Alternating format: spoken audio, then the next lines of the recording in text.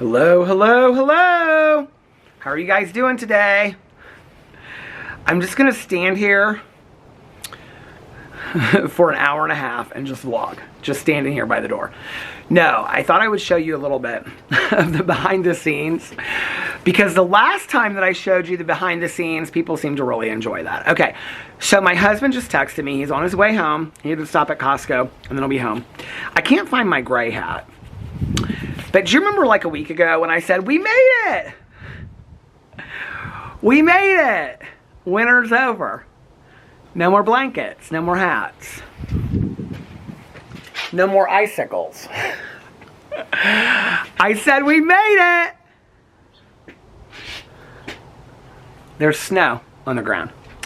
So I have to get my area ready. I'm so over it. Alex texted me, he goes, babe, just vlog inside. It is so gross outside. It is rain today. It is hailed today. It has dropped 40 degrees. Okay, we have had snow squalls. It has been snowing so hard outside, the dogs were like pulling me to go inside, okay? It has been crazy. Now we have snow actually sticking to the ground, okay? The only time that comes up is because of the rain. So I'm like, I'm gonna show you guys. Here's my cold chair. Now, last night, I was smart enough because the chair was like, it was all like, what do you call it? It was all like wet and stuff. So, but you know what? Now this side is covered in snow. Look, you can literally see where it snowed up here. Okay. Well, the other side will be good. Oh, there's my coffee. There's my blankie. Don't worry about the cobwebs up there. I was going to get those because it was supposed to be so warm today. Oh, there's all Walter sticks. I think I added a stick today over there. Okay. Woo, look. She fresh. she not so fresh. Okay. But we're going to bump this in. Okay. Now, how am I going to get rid of this? Hold on. That didn't work. Okay. Let me grab one of these sticks. Oh, now look at that. What? This is frozen. Oh, my Lord. Okay, well, we're going to do our best today. We're going to do our best to get you all settled up here so we can do the vlog. I'll be honest with you. I'm kind of just ready. I don't even know where to put my stuff. Okay, I'm kind of just ready to go inside and read. And there's my coffee. I'm ready to read. Here's my blankie. I'm ready to. It's cold. Woo! I know some of you are like, that was like the Blair Witch Project. It kind of was, wasn't it? Now this is frozen in there. What is going on? And it's windy. Did I say that? I know. Alex was like, my phone's inside. Oh, I do have my mittens, my gloves. Well, that was one thing I learned this year, the difference between mittens and gloves. But Alex was like, babe, he goes, just vlog inside. I go, no. Because when I'm inside, I'm so distracted. I hate vlogging inside. He's like, it's so gross outside. So I don't know how long this vlog is going to be. Truth be told, I just want to read. Last night, I watched 1,000 Pound Sisters and I took notes. I read a lot last night. I actually finished a book. Do you remember? I got 3 of my goals done last night. Let me put my... Whew, okay, I haven't even had a sip. This is my first sip of coffee for the whole day. Because I can't find my gray... I can't find my gray hat. I don't know what happened to it. I don't usually, like, wear it out, like, in public. So I don't think I left it somewhere. Like, I wouldn't wear it to a restaurant and then take it off with my hair. I mean, seriously, come on now. So I don't think it's got to be here somewhere. I don't know where it is, so. But anyway, this hat's okay. I mean, I'm kind of, maybe I put it away because I thought winter was over. But last night I watched, see, now I'm getting kind of warm. People wonder what my neighbors think about me vlogging from the front porch and making videos and stuff like that. They think I'm an idiot for sitting out here in the cold. That's what they think. They're like, why are you sitting out there in the cold? I'm like, I don't know, I just enjoy it. I do, it's refreshing to me. It is kind of a nice, I'm gonna have to wash this blanket. I'm washing dog beds today. I love to do laundry so much that every day I just look for something to wash. No, that's not true. I kind of have phases where I do it. Every day I usually do a small load of like my wash, like sweatpants, jeans, socks, underwear, stuff like that. Like a small load of wash. But like right now, like I usually do the dog beds like once every 2 to 3 weeks, every 2 weeks. and all their linens and stuff. So we're doing that right now, or I'm doing that right now. Then later in the week, it will be towels. But we're all caught up on towels right now. This is so boring. My life is so boring, but I love it. I don't care. My life is so simple and boring. I love it. Okay, so last night I read, my things I got done on my list. Because remember I made a list of things I wanted to complete this weekend? Okay. I'm kind of just taking it all in, if you want to know the truth. Like, do you hear that wind? Like, it literally feels like the middle of January. I can't believe that we're almost at the end of March. Well, we're past the 15th now, so we're almost to the... Is today the 16th? Oh, yeah, because tomorrow's St. Patrick's Day. We have therapy. When we made the appointment, because I think we had to reschedule for this appointment. I think he had to cancel for some reason or something. I can't remember why, our therapist. But anyway, I asked Alex, because we're like in a group text with him, like if we have to reschedule or whatever. So I asked Alex, like on the side text, I said, can you do that or do you have plans for St. Patrick's Day? And he was like, I don't have plans for St. Patrick's Day, which is so funny. Because like when we first started dating, like St. Patrick's Day was like a big day that we would, I talked about this not too long ago. We would go to that Moe's. Oh my God, I hated it. St. Patrick's Day is like, as far as holidays go, New Year's, like if we're in Mexico or something, or I love, like, you know, that's fine. This New Year's was kind of fun being at his friend's house. That was kind of fun, and I wasn't gone that late and whatever, came home. But like, the wedding was fun the year before. I mean, I don't mind New Year's. I'll tell you what I don't enjoy about New Year's, and I haven't done it in a long time, is like going out to a club. Like, I don't enjoy that. Like, I mean, if you haven't done it before, it'd probably be fun, but I've, like, been to a club. Well, if I was, like, at a club in, like, New York City or Vegas or Paris or something, now that would be fun. That would probably be fun. But I'm talking about, like, a local club. Do you know what I mean? Like, I don't know. I've just done it so much, it kind of feels desperate to me. I'll be honest with you, like, so many of my friends just stay at home and have a nice dinner, and I know a lot of people, a lot of you probably do that as well.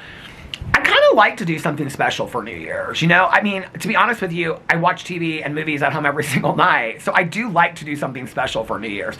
But going out with all the drunks and stuff, it's very, like, amateur night. I think, like, it's interesting because Indianapolis, like, is not a city. This coffee is hot compared to how cold it is out here.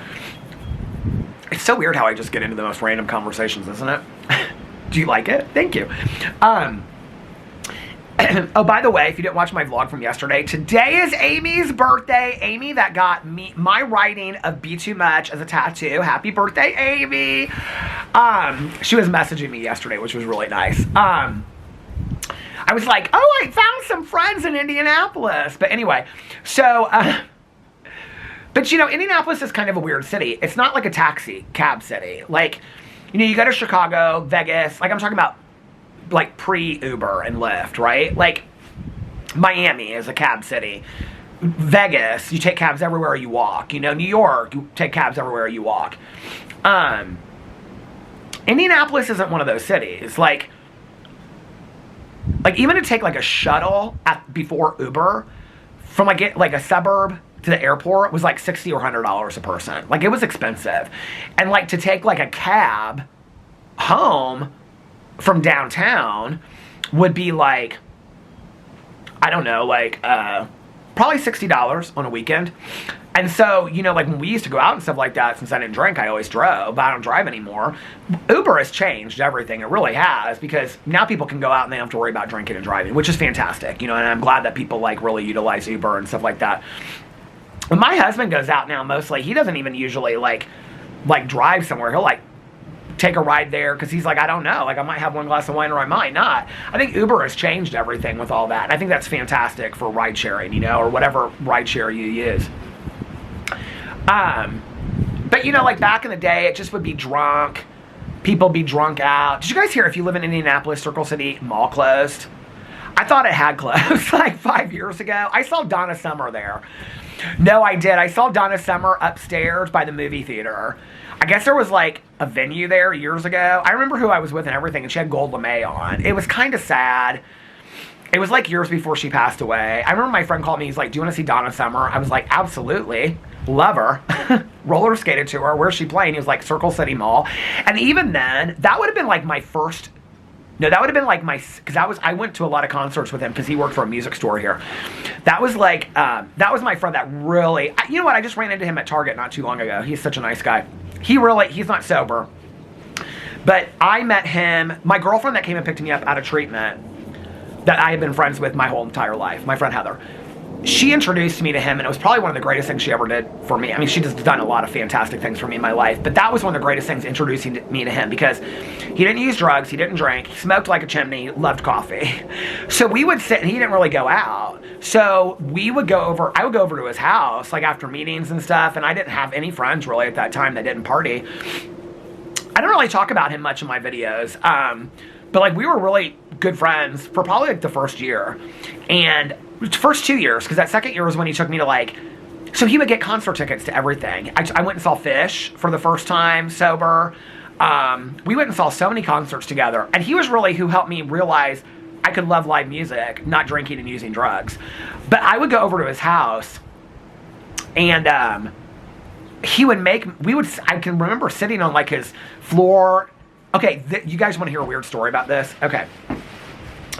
So he had 2 roommates at the time. The other guy was gay and lived upstairs like in this loft. He was always gone. He was always like either working, or I think he had a boyfriend's house. Then he had a female roommate that he had been friends with since high school, okay? She was, at the time, a Colts cheerleader. So she would come in like after practices, and she was also in college. We were all like the same age. So she would come in for like after practices, but then she would leave because she stayed downtown with her boyfriend a lot, okay? I may have met her once or twice. Like, hey, it's nice to meet you in passing. She was never there. It was just he and I always. And so he would like make me all these mix tapes. I probably still have them in the basement.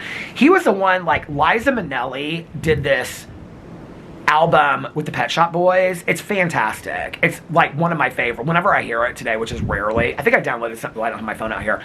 Some of the music on my. But anyway, he introduced me to that. Naomi Campbell did a dance album. Fantastic. He introduced me to all this music I never would have heard of before.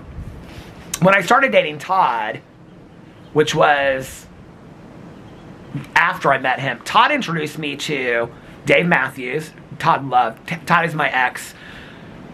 That was like the love of my life that I found out passed away. Like, he passed away now. It's probably been like 10 years, but I found out about 5 years. Oh no, God, it's been longer than that. He probably passed away 15 years ago. It's probably been 10 years since I found out that he passed away.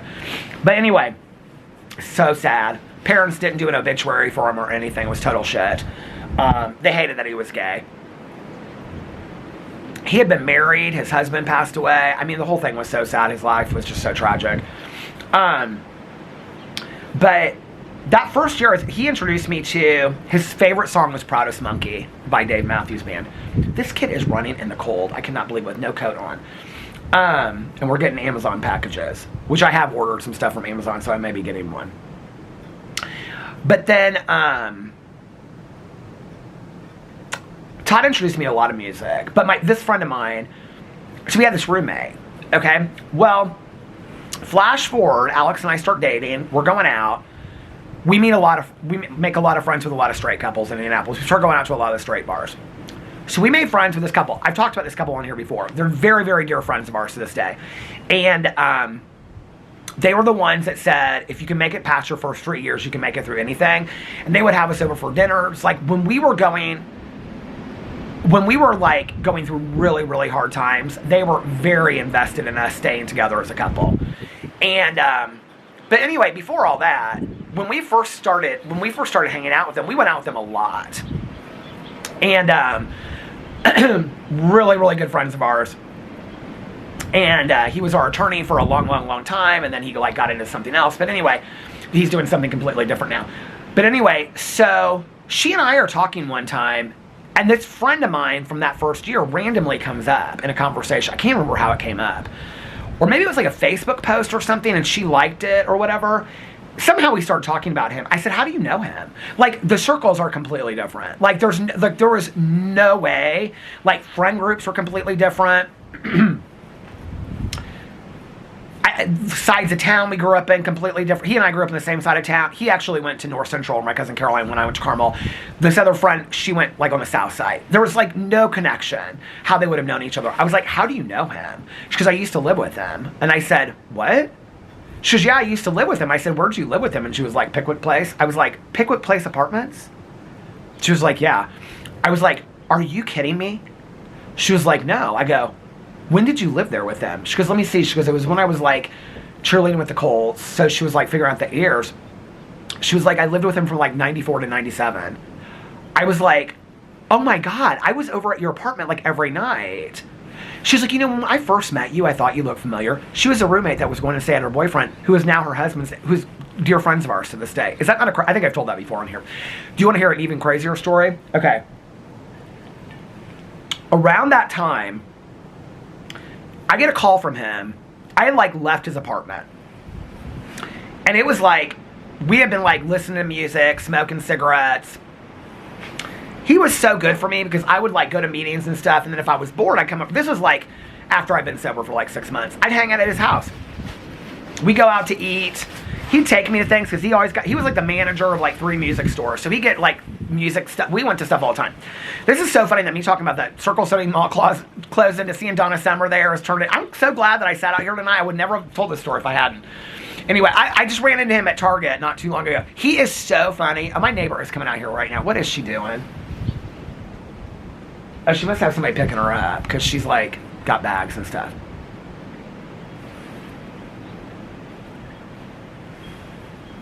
She looks cold. Where's she going? Oh, she's setting her stuff down. Oh, she's putting bird feed in the bird. You feeding your bird feeders? It's cold out here. I am getting some Amazon packages. Wonder what they are. When Alex comes home, I'm going to stop this for a second and go inside. I got to switch my videos out that I'm uploading. I filmed more videos today than I thought I was going to. I thought I would just do like a TV, because I watched 1,000 Pound Sisters, a TV video, and I wanted to do my reactions to the Oscars. It's a very different kind of reaction. It's a more emotional reaction than it is just like me going through and saying what I thought about all of them. But anyway, I saw him at Target not too long ago. I was with Caroline. Caroline was inside. She was still looking at stuff. I said I'm going to go outside and stand. So I like went outside and stood by her car, and he walked by. He goes, Peter Monn. This is probably like last summer that I saw him. I turned around. I was like, oh my God. It's so weird. Like, I mean, 31 years ago, we became friends. I see him every once in a while around here and stuff like that. He's like, so when we became friends and then I started dating, then he kind of got into going out a little bit. And so he would go out and stuff, but he's completely removed from the scene too. I'm like, don't go out at all anymore. I run into him the most random places. I think I ran into him at, like, Alex and I were at Denny's one night and he was there. What concert did we go see? It was some silly it was so random. And we had both been at the same concert. It wasn't like, it's so funny. But anyway, I am so thankful for that man. I mean, he kept me, I'd be like, do you care if I come over? And he'd be like, no, not at all. I'm just sitting here making he just make all these mixtapes he loved. So he'd just sit on there. Remember, he smoked Marlboro Light 100s. And he'd just sit on the floor and we just sit there and we go get a fountain pop or something or get he loved coffee. I can remember I see his apartment, had the stairs that went up to the loft, and then the kitchen was around the side, and his bedroom and her bedroom were her bedroom there to this hallway to the back. It was on the second floor of these Pickwick apartments or Pickway apartments or something like that, which is interesting because Alex lived in these same apartment complexes with his mom and his brothers when they first moved here to Indianapolis. Okay, so anyway, he kept me very busy. Well, not busy, but entertained. Because we would just sit there and talk about movies and music all night long. Oh my God, he's so, so funny. One of the funniest people I've ever met in my entire life. So, there was this thing that was going on. It's really sad. You know, I'm actually kind of surprised that this is not, like, if they've done a true crime about this, I don't know about it. I'm kind of surprised they haven't ever done a true crime. If somebody knows that they have, will you let me know, like a Dateline special or something? I would love to watch something about it because it's been so long. So where I grew up, Carmel, Indiana, I feel like my husband's coming, like, here's car. Yep, that's my husband. Well, let me go, he just waved at me. Let me go inside and say hi to him really quickly, and then I will come back. Don't let me forget to tell, it's even kind of sad really calling it true, I mean, it is true crime story, but I remember it happening like in real time. I remember, I'm going to get another battery too, take my camera inside, let it warm up for a second. I remember it happening. I'm not going to be inside for very long. If I am, then I'll be like too warm and it won't come up. But I remember, all these cars are coming down the street now. I remember when it happened, and it was very, very sad and very, very tragic. The situation with these kids in Carmel, Indiana. So So anyway, when I come back, I'm trying to like get it into my head so I don't forget it. So when I come back, I will tell that story and how he fits kind of into the whole storytelling of all of it. But it was crazy that happened. Anyway, yeah, so let me get off here and I'm gonna go check in with him and the dogs, and I will be back in 2 and 2. Okay, I'm back. I was showing Alex. So Laura, I don't know if Laura watches my vlogs or not, but Laura, I believe it was Laura, sent Walter and Otis 2 stuffed animals today. So I did a PO unboxing. And she sent Walter and Otis 2 toys today. Where are my gloves? And I brought it, well, I had the other battery out. My coffee's probably cold. It's been like 15 minutes. These cups, they work. It's not cold. It's not hot, but it's warm. I was showing Alex. Well, I went inside and I switched to uploading the video. So by the time I get done, all my videos will be uploaded and then I'll just have to post them. And then I took the dogs out. And right when I took the dogs out, like every neighbor in the world came and was walking their dogs out. So then they wanted to see every dog. And so we did that. And my hat blew off. I had my hat like this and it like... My hat, I don't look good in these hats. Next year we're going to work on it. You guys are going to find me the perfect beanie for next year, okay? But anyway, my hat blew off. Did you guys hear how windy it is? Okay, so then I went inside and Alex is like, are you warming up a little bit? And I was like, yeah, I think I'm going to warm up a little bit before I go back outside. He's like, yeah. He goes, this is insanity that you're outside vlogging. I go, I love vlogging outside, even in the cold. I feel like this little, like the thing back there, the doorbell, I feel like it looks like a thing on my hat, doesn't it? So I was showing him because Pee-Pee's very first toy ever was this giraffe. And, which is interesting because one of my very first toys ever was a giraffe. And my mom would call it Gerger, the giraffe. And so Laura sent Otis and Walter these 2 toys, and one of them is a giraffe. So I was showing it to them. But anyway, so he's upstairs with the dogs, hanging out, looking at TikToks, and they're playing and stuff like that. So anyway, while I was inside, I was like looking this case up, because I was like, am I remembering it wrong or whatever? So anyway, okay. At the time, I guess it happened, I thought it happened later in the year before I got sober. I thought it was right around the time that I got sober, but I guess it happened in March of '94. It was horrible. I do remember it happening on the news. I don't know why I felt like it was, maybe it was spring break. I knew that, like, maybe I was thinking it was like Christmas and the kids were off school. I mean, it's been 30 some years, right? But like, I remember that, 32 years, I remember that the kids were out of school. So it was these 3 high school kids. It was a brother and a sister and a friend. The brother was older. And it was he and his friend and then the sister. And I think like the parents were divorced and they lived with their dad or something. The last name was Alaminos. I remember that because I just looked at it, but I also remembered it. Alaminos or something like that. Okay, so they lived in this area of Carmel that's very, very nice. And when I would do my vlogs and I used to drive that around that area, I mean, these were like unbelievable homes and stuff. Well, this was a huge story on the news. I feel like there was kind of like when they found it, anyway. So I think the dad came home or somebody walked into the house. I can't remember, housekeeper. I'll have to look into it because I haven't thought about this case since I was talking about him in forever. But they found the kids and they had been killed execution style in the basement. It was horrible. And I mean, it was huge, huge story here in Indianapolis. And they couldn't really figure out what had happened. Apparently it was like, if I remember correctly, I could be wrong about this, it was like a marijuana deal. Like the older brother and his friend, I don't know that, well, you know what? Because it says the case, I looked, it said the case happened in '95, so that would have been my first year sober, so I wouldn't have been following it that much, except for that I remember he and I talked about it. And this is how I remember he and I talking about it, because one night, like it had never come up, and then one night he called me, I like left, and he called me at like I was like 4 o'clock in the morning or something like that. He's like, can you come back over here? And I was like, yeah, what's going on? He's like, I'm totally freaked out. So I came back over there, he didn't tell me anything. I came back over there. I feel like this was before, yeah, this was before cell phone. So I like got home, he was like, she's like, just come over here. So he came over there. Okay, he had lived on top of, in that same apartment, on top of the killers. And he had like heard stuff down below. They had like done like all these like, he remembered the night that they were arrested and stuff. Like he was upstairs in his apartment. It was like 2 of the guys lived down below him. one of the people that was arrested for the murder was, I think his name was Kofi Ajabu, who was, it was interesting because my mom was like friends with his dad, who was Mimoja Ajabu, who was one of the Black Panthers for Indianapolis. It was like this huge story in Indianapolis. I don't know that I ever really looked into it past that because that was my first year sober. It's interesting when I look at stuff and I don't remember like the end of the case because, and then I'll look and it happened like 94, 95. I mean, that was like me being heavy into my drug addiction and alcoholism. And then the following year was when I was in my first year sober. I wasn't like paying a lot of attention to like pop culture stuff.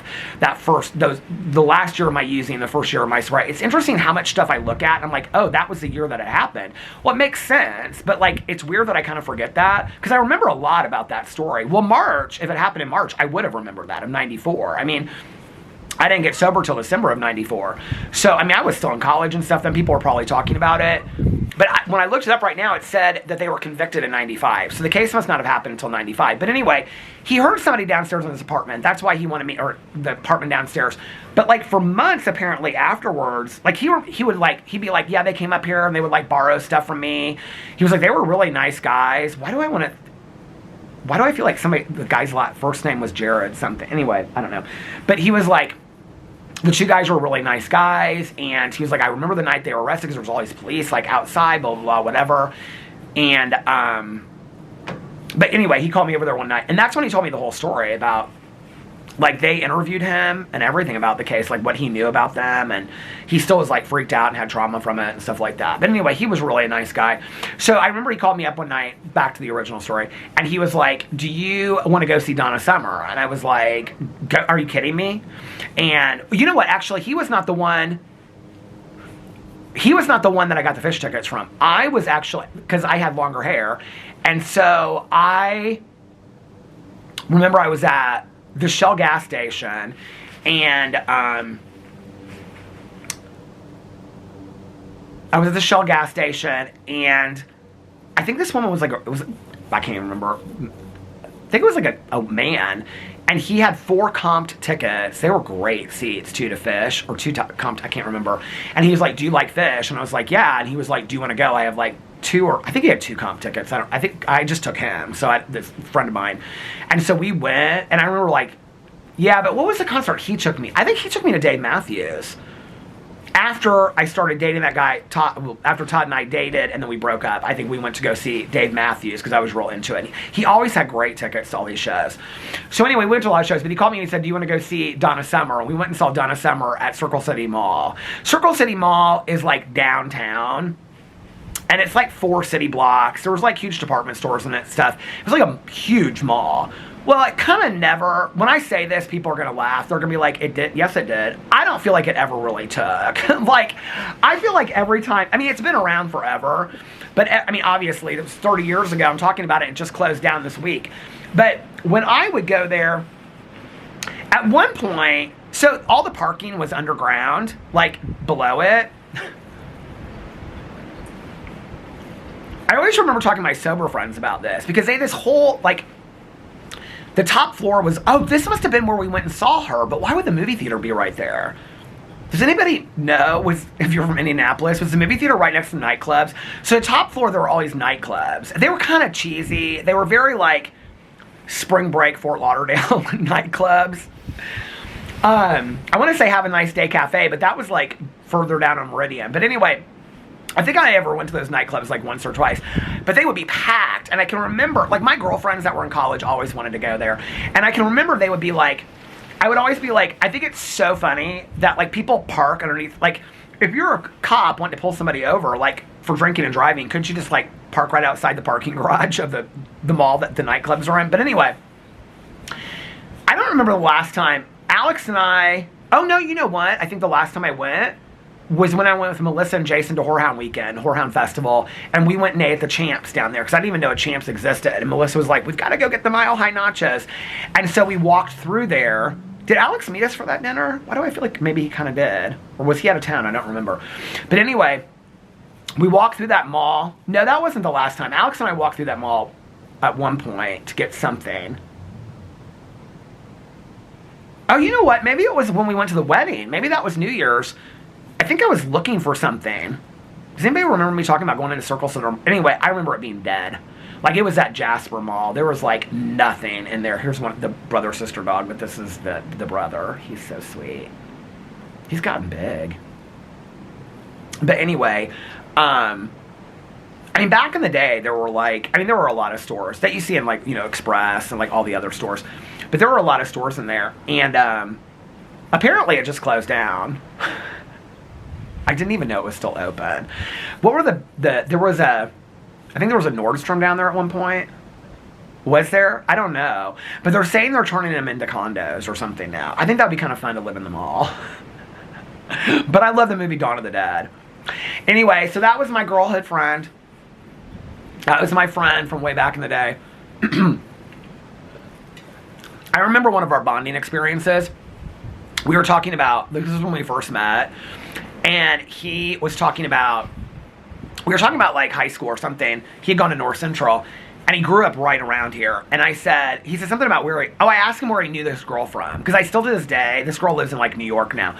But I said, and I knew her from like through this different group. And I said, how do you know her? And he goes, we used to work at Hollyhock Hill together. And I go, you used to work at Hollyhock Hill? Like, it was so weird to me that anybody ever worked at Hollyhock Hill. Okay, so Hollyhock Hill, Caroline and I love Hollyhock Hill. We spent Easters and Thanksgivings there a lot when we were kids. Hollyhock Hill is off of College in like between Nora and Broad Ripple in Indianapolis. I think I've on vlogs drove around there and shown you guys. But anyway, it's this house that sets off the main road. It's like this white picket fence, white house, and everything's sort of family style. They used to have these round tables. They have like a Lazy Susan in the middle of it. And like everything's family style, like green beans, fried chicken, mashed potatoes. Caroline reserved it. I must have talked about it on here a couple of years ago. God, this has probably been 6 or 7 years ago now, for Thanksgiving or Easter, and we all went. And Caroline and I were greatly disappointed. And Melissa knows somebody that used to own it, and apparently it went into like, somebody bought it. Now it's all just like these like long tables, and it feels very much like a diner, like a cheap diner. Back in the day, it was like every table had little different salt and pepper shakers. It was so adorable. My mom had her 16th birthday party there. She was so excited. She said, I walked in, Grandma surprised me, and I had 16 of my closest best friends. And I can remember thinking to myself, I don't even have 6 friends. That's what I remember thinking when my mom told me that. We were all in our dresses. My mom, she loved that memory. But anyway, but he worked at Hollyhock Hill.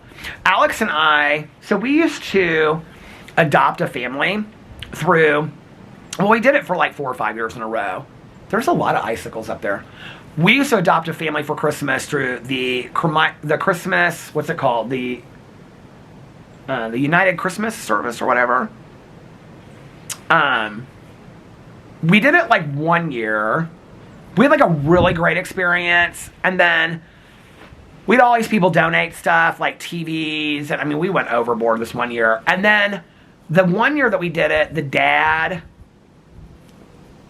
I've told this story before, I don't care. I'm just going to share everything from now on. I always like in my head, like, should you tell us? It's the truth, it's the story, so I'm going to tell it. I think I've told it before.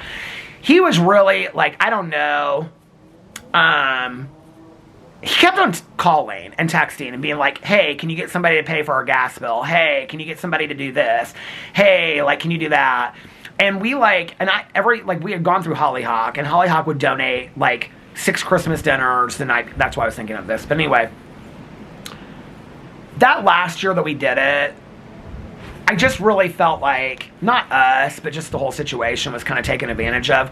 When a lot of families don't even get connected to people. I learned about it because, like, where I used to work back in the day in treatment, like, they would do, like, the tree, where you, like, picked off, and they would, like, adopt a family, and then you pick up, they would say socks, and you'd buy socks. You know what I mean? A lot of companies do that. So Alex, 1 year, the way we got started with it, I think it was, like, our 3rd or 4th year together.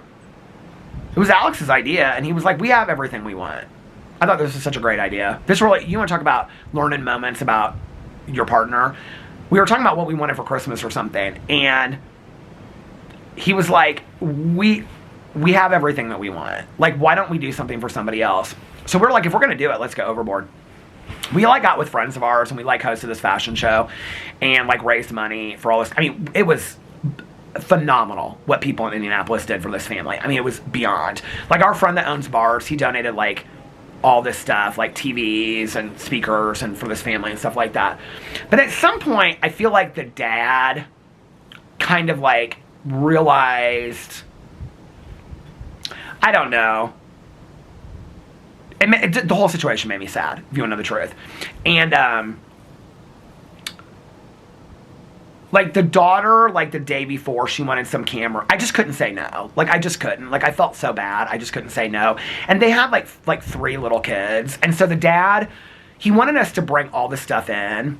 And then, like, we brought it down there, like, the 23rd. And then it was going to be from, like, Santa. And then he wanted us to, like, he was like, you can bring in some stuff that's from you or whatever. And then they won't know. Like, I don't know how we did it. The whole situation at the end was, I don't know, it was totally in contrast from the first and second time we had done it, I think. So, after that, I wasn't, like, mad about it. I don't know, it just made me sad. I really wanted to get paired with, like, a family that, like, really needed it. I didn't feel like they really did. I felt like they were taking advantage of the system, if you want to know the truth. So after that, Alex is like, you're getting too emotional and attached. Well, I think it was the following year. It was either the next year or the year after. You have to kind of get in early for it. So the way that they usually do is they usually get referred from caseworkers or school systems that know. But, like, families can, like, nominate themselves to be part of it. They vet them out a lot differently now. So we were just going to keep on doing it every year. Like, that's what we were going to do. We weren't going to do it on that level, but we were going to keep on doing it. Just Alex and I, and, you know, we were going to, you know, just buy the stuff ourselves and whatever. That year, I think the family was so big. It was like a dad, a grandma. The grandma asked for tickets to something. I can't even remember. She wanted, like, Elvis memorabilia. She loved Elvis. And I remember, like, we had a friend of ours that, like, did, like, an Elvis impersonation show. And we got, like, her and 6 friends. Like, we didn't. Like, people donated this stuff. Like, but they didn't know nobody knew who the family was, obviously. But they donated, like, 6 front row seats, plus the family.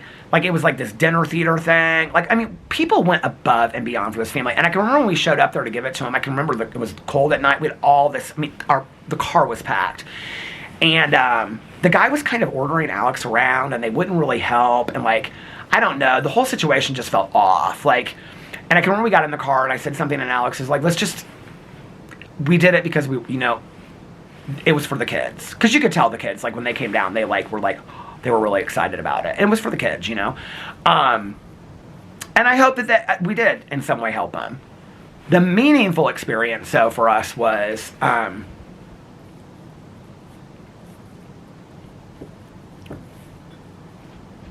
that was meaningful. They all were, but it was, like, the next year, or the year after, they called us.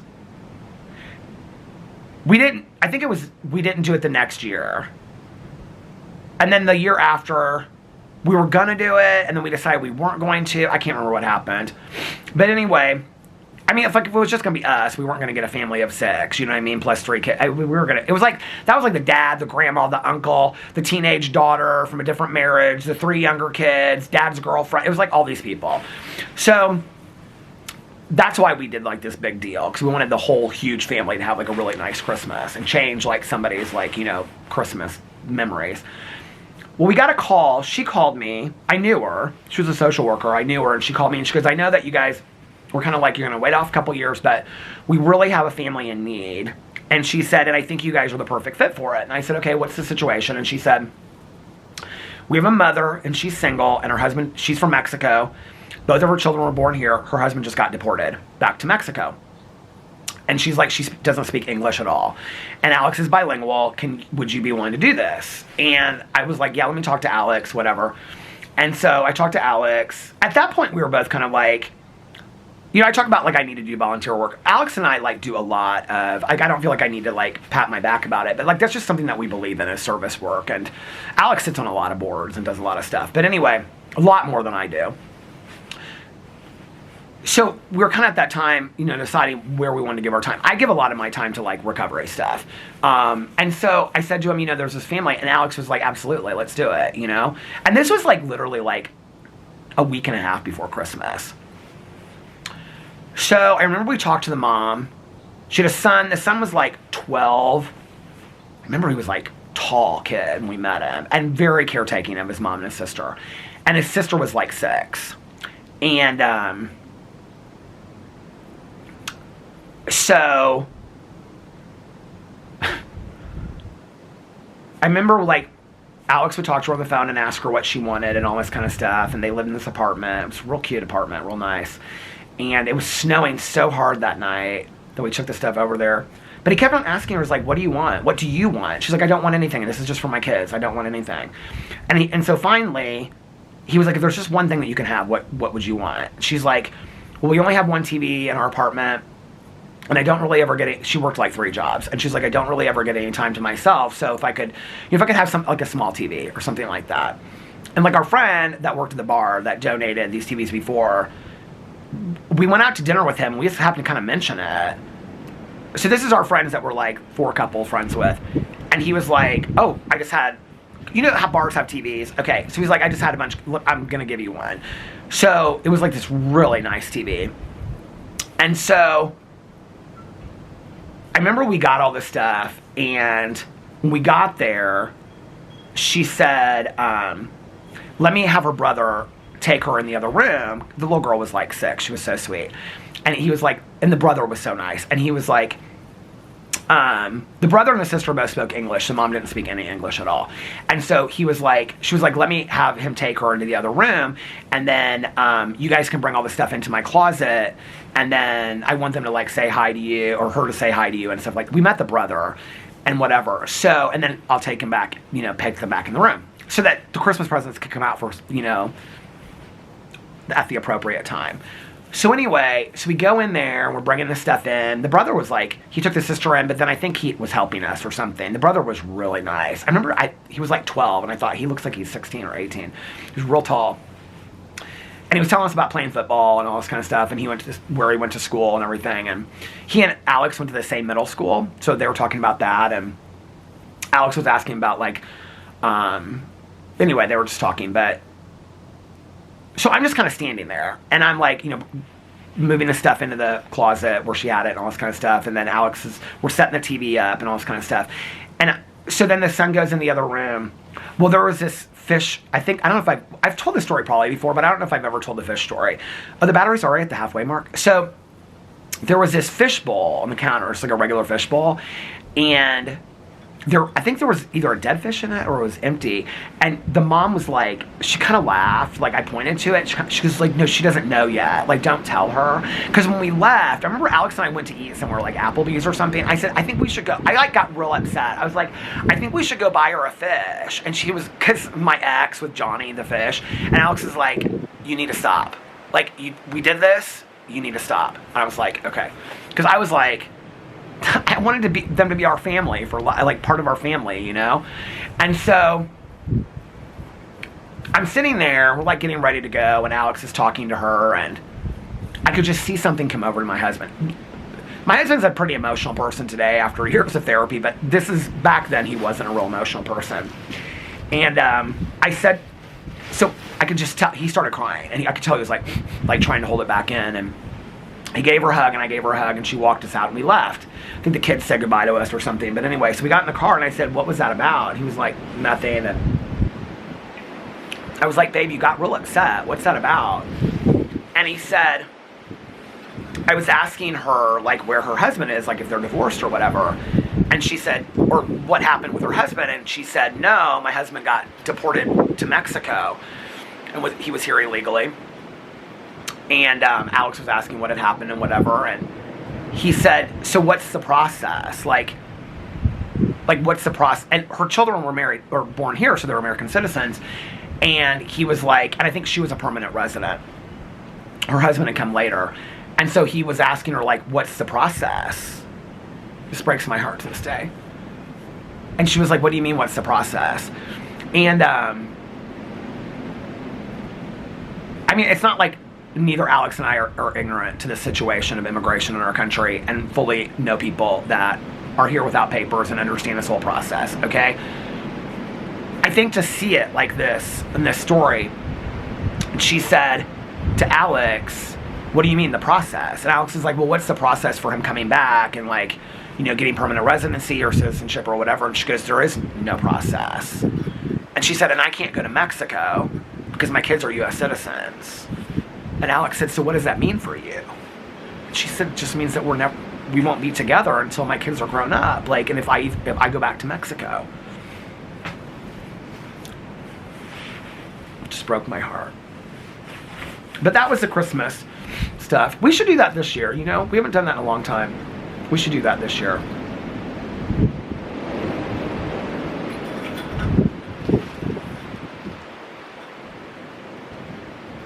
I can remember when I worked in treatment.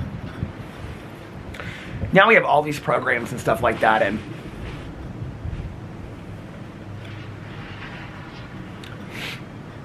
I think it was a woman that had gone through and become a patient. She came back and she started volunteering. I can remember when it started, I thought, well, this is nice, but is it really needed?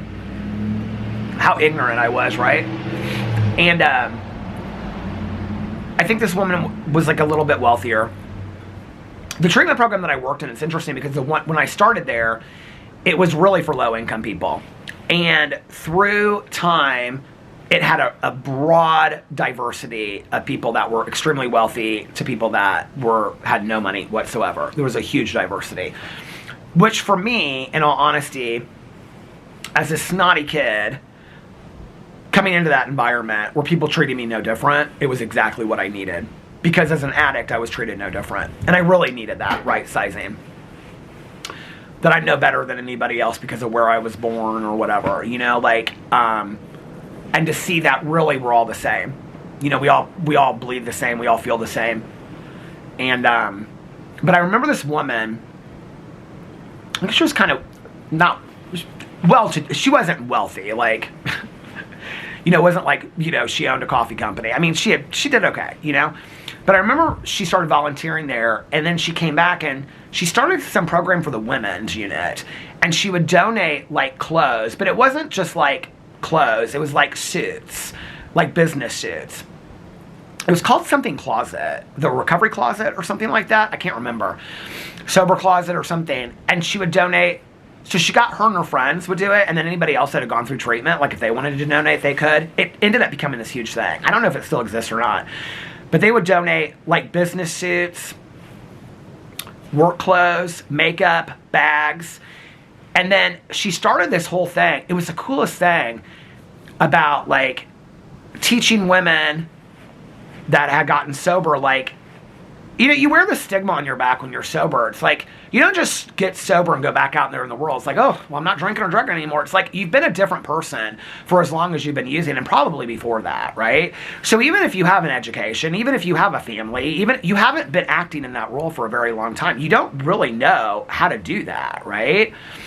So it's nerve-wracking as hell. Even to go to a probation appointment, to go to a court meeting, to go to an attorney. You don't trust any of those people. Let alone to go to a job opportunity. Well, why haven't you worked in 2 years? Well, I was shooting dope on the street. I mean, who's going to hire you, right? It's terrifying. It's not just about wearing a suit.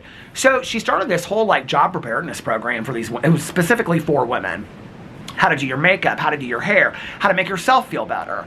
I think initially when I started doing beauty influencer drama on YouTube, like I always had that in the back of my head. I remembered her, and that whole program just like, it just took on like a life of its own. It was just the coolest thing. And you know, I think about that sometimes like with service, and you guys know I love Marvis from Big Marvis Teefs on Instagram that passed away last year.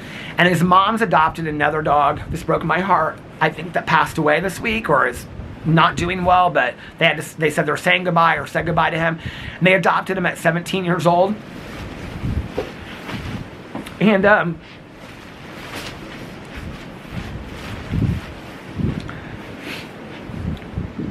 small things that we do that can impact people and creatures' lives really add.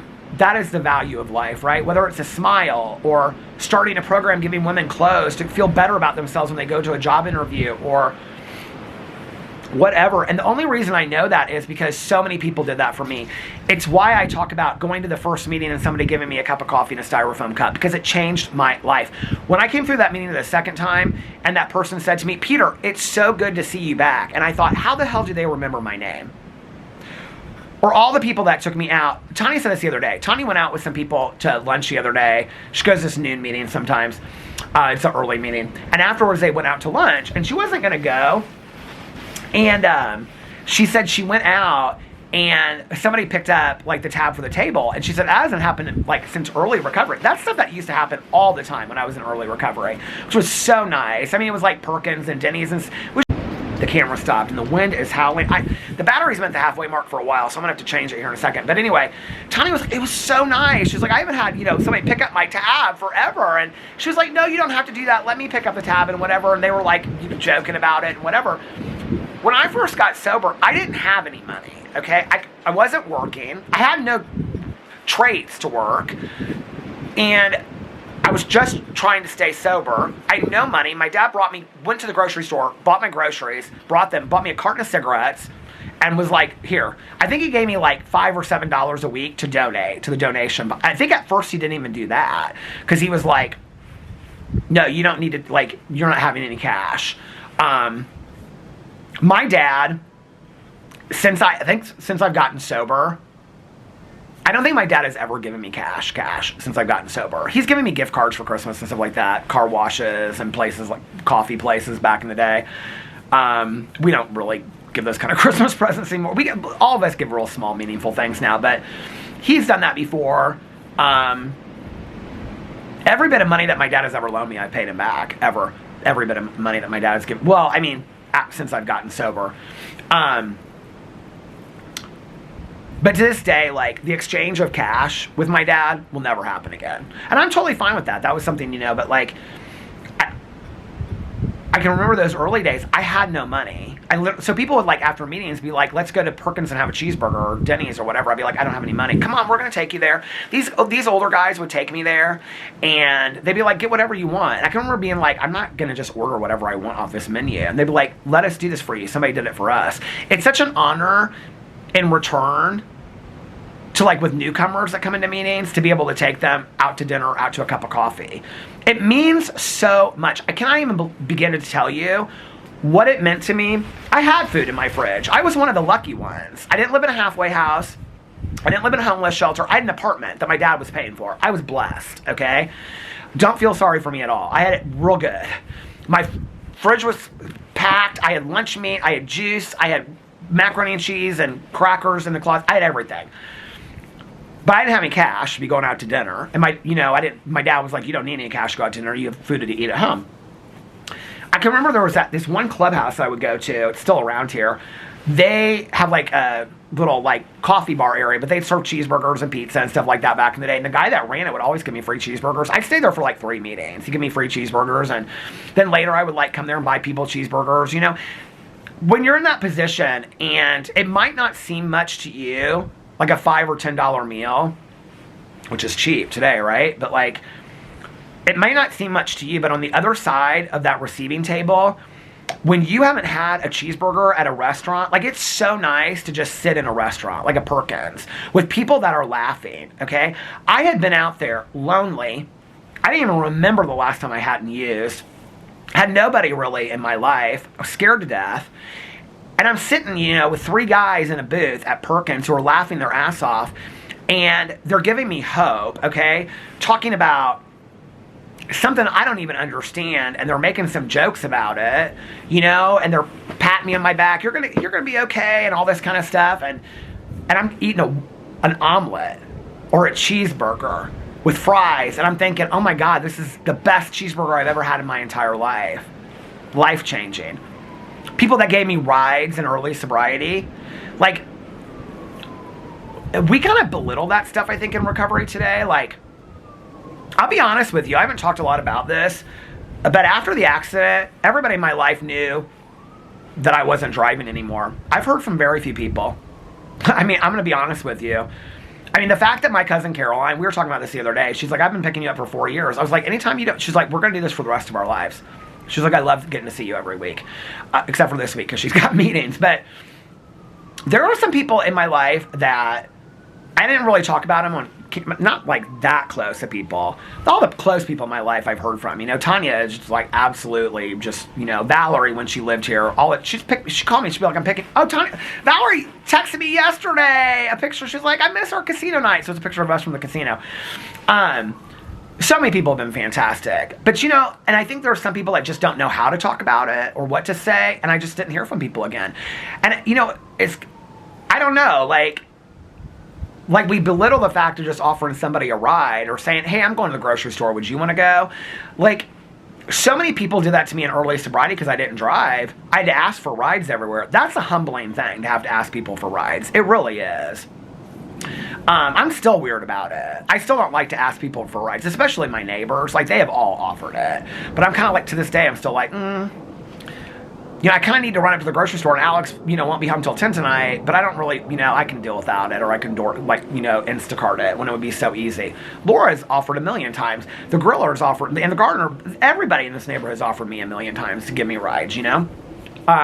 And maybe that's something I need to do, is take them more up on it. I think, like, I learned this long ago, that if somebody offers to help you, you're helping them too by accepting that help. My mom was a person that was very prideful. She didn't want anybody helping her. She had a lot of people, like my aunt, that did help her, and I helped her and stuff like that, but she was very prideful about it. She would never ask for it. She never wanted, she felt like she was a burden to people. I think I have a little bit of that in me. Let me show you I can do it on my own. But really, it's let me show me that I can do it on my own. I think there's strength in asking for help. I really do, and that's something I've had to learn. But I've also had to learn that when you allow somebody to help you, you're helping them as well, be of service, or helping them feel better about contributing to the world or something. I can tell you right now, like, because I don't drive anymore, but when I did, I gave people rides all the time. Tiny gives rides constantly to people. And you know what she'll say? She'll say, Peter, she goes, back in the day, you pull up to my house with some yahoo in your car that I was like, where did he pick this person up from? I don't know this person at all. And you'd be like, oh, I'm just giving him a ride home. I did all the time because people had done that for me. People didn't know me, you know. I'm not saying pick up random people off the street. That's what I'm saying. But in recovery, like, we do that for people, you know. Maybe it's not the safest thing. I don't know. I've had so many people, you know, I'm sitting here talking about the people that didn't show up. But let me tell you about the people that did show up. I have had... And it's, you know what, it's so crazy, like, the online love and support that I've gotten since I've been on YouTube it's crazy to me. The unbelievable support and kindness and love from people sending Walter and Otis dog toys to Amy, okay, whose birthday it is today. Oh, I was going to talk about this earlier. That got a tattoo of something that some saying I said that I probably stole from somebody I heard on TV or something, you know, be too much. I don't even remember where I heard that first. But anyway, to just the kind comments, or people direct messaging me funny memes, or just like, I'm watching this show because of you, or I don't know, just the kindness and love from people that I will never meet, the people that live in all kinds of worlds, you know, different parts of the world that I will never meet, probably even never travel those places. I think that YouTube has really taught me that, is that there is kindness and love in the most unexpected places. And maybe that doesn't seem like an unexpected place. I think that when I got on YouTube, I was more afraid of the meanness and the negativity and the criticism than I was the positivity and the love that would come. And I think that what you look for, you're going to find. I really do. I think that what you're going to look for, you're going to find. And I'm so grateful that I have that, you know. To be honest with you, the people that didn't show up in my life,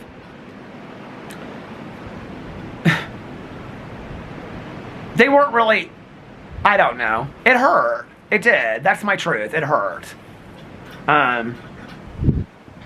Because I'm not the kind of person that would let somebody sit on their front porch. I wouldn't. And I'm grateful that I have people that are the same way as that. But, you know, like, it's sad that I had to go through something like that to realize, you know, like, who are the real ones in my life. I don't wish that on anybody. I think that is when we learn who's really there for us in life, you know. It's like, I was telling the story the other day about when I got sober and I called, you know, 3 of my girlfriends and I said, you know, I'm not going out anymore, but your friendship's important to me. Melissa's really the only one that I still in my life today of those 3 girlfriends, you know? And that's okay. Like, you know what? Like, our friendship's meant to go different ways. I try not to be bitter about it today. Like, I'm not angry it hurts in retrospect. I mean, it's been 4 years since the accident. It's been 15 years since I went back and I wasn't going out as much. Like, if I see people, I'm like, hey, it's good to see you. But, like, I don't know. Like, I think it's so much easier to act in love. But I don't know. Never think that what you're doing, whether it's a smile on the street, taking somebody some cookies to work, or your neighbor, buying somebody a pen that they really like at work, or, you know, just calling somebody up that you haven't thought of in a while, you have really no idea the impact of those actions. That's why I used to say, call somebody up and let them know how much I mean to you today. Like, Valerie texting me last night. Valerie and I haven't talked in a while. Like, it's probably been a month. Valerie texting me last night. I was in the middle of watching the Oscars. I wish I had my phone right here. And it was a picture of us both at the slot machine. She's like, look what I found in my phone. It was like, and I was like, oh my God. And so anyway, like, that totally cheered me up. By the way, I'm getting ready to get off here in a second because it's so cold outside and the battery's been at the halfway mark forever. I had such a blast I'm gonna get off this. Get off my soapbox. I had such a blast watching the Oscars last night. It ended so early. I remember it going like a half an hour over, and it ended like at 10:30, I think 10:37, I looked at the clock and it was over. They did some dumb skit. Conan O'Brien was fantastic. I loved it. I loved all the undertones. I will say that. I won't get into it, but I loved it all. You know, I did my whole reaction to it on my movie channel. Go see. It's a very emotional reaction. I didn't really feel one way or the other. None of the movies this year did I feel like, oh, the only one I really was really excited about was that The Secret Agent won Best International Film, but I hadn't seen the other ones. And I oh my God, the in memoriam part. I felt like my mom was here. So if you guys, I told this on my movie video, but in my mom's eulogy, I did a lot of movie quotes because my mom and I loved movies together. And one of her favorite movies was The Way We Were. And at the very end of my mom's eulogy, the way I ended her eulogy was the very last two lines of The Way We Were with Barbara Streisand and Robert Redford, which is, he says, see ya, Katie. And then he runs across the road and she goes, see ya, Hubble. And that's how I did it with my mom at the end of her eulogy. Well, because Robert Redford passed away. The in memoriam part killed me. I'll just tell you that right now. It started off with Rob Reiner. It was such a beautiful dedication to he and his wife. And then it went into a little bit of Catherine O'Hara. I wish they would have done more of Catherine O'Hara. Honestly, love Catherine O'Hara so much. I love her way back in the day. Her early stuff is some of her best stuff. And then it did this huge thing about Diane Keaton. Well, my mom was probably the world's biggest Diane Keaton fan in the entire world, you know? And, but then Barbara Streisand came out and she sang a little bit of, you know, The Way We Were. And she referenced, they showed that scene in the Oscars. I was just bawling. Alex texted me and he was like, are you okay? Because he was upstairs. He watched some of them with me. Every time Marty Supreme would come on, he'd go, that movie is so stupid. He hated Marty Supreme. And then when The Secret Agent came on, I was like, that's my pick for this year. He goes, well, it wasn't my pick, but I loved it. It was my pick for Best Picture. I wanted it to win. It wasn't what I thought would win. I think I was like 80% right on my predictions. I didn't go back and watch my predictions video, but I think I was like 80% right. But anyway, he's like, you watched the whole movie in Brazil, Portuguese? And I go, yeah. I go, and sentimental value, which is in Norwegian, I think. She goes, did you really? I go, yeah. He goes, I'm proud of you. I go, thank you. So anyway, the Oscars were fun last night. And then I took a nap, read a little bit. Oh, this is back to the beginning. My weekend goals. Changed the light bulbs, both of them. Oh, the red light is flashing at me. The battery's flashing at me. Finished Nightmare on Nightmare Street by R.L. Stine, and I did one other thing on my list. I don't know. But anyway, I'm going to get off here now. It's cold. The vlog is done. We got one more day of this cold, and it's supposed to warm up. Tomorrow's supposed to be colder than it was today. Anyway, I hope you guys are having a magically amazing Monday and a fantastic beginning to your week. Again, happy birthday, Amy, my tattoo queen, my forever good Judy. You're all my good Judies. I love you all so much. I hope you guys are having a fantastic beginning to your week. And of course, I will see you tomorrow. Stay warm. Unless you're in California where somebody told me it's 85 today. I wish I was there. I love you guys and I'll see you tomorrow. Bye. Love ya.